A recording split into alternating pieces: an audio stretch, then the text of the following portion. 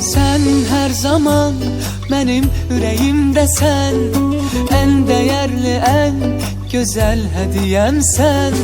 Sen her zaman benim ürəyimdəsən, en değerli, en güzel hediyem sen.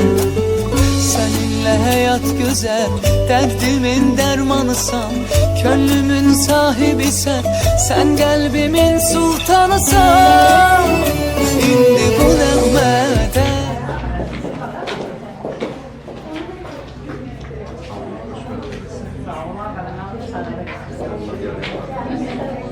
seni denizler kadar, seni çok sevirem, sevdiğim hanım.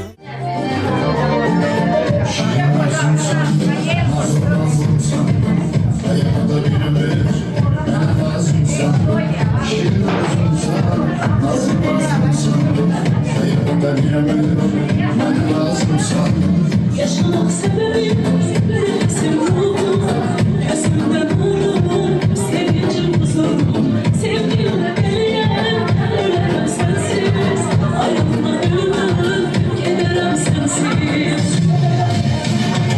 Önümde varsan, benim eşkimde, eşkimde yarsan, benim eşkimde, aziz Allah'ım, güzel Allah'ım, seni yazmış bu deli kalbimde.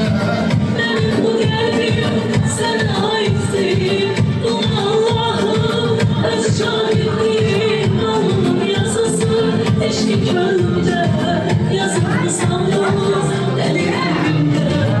Önümde varsan, benim eşkimde, eşkimde yarsan, benim eşkimde, aziz Allah'ım, güzel Allah'ım, seni yazmış bu deli kalbimde.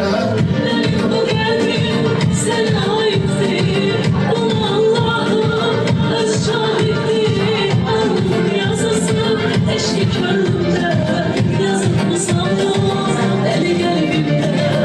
Önümde varsan, benim eşkimde, eşkimde yarsan, benim eşkimde, aziz Allah'ım, güzel Allah'ım, seni yazmış bu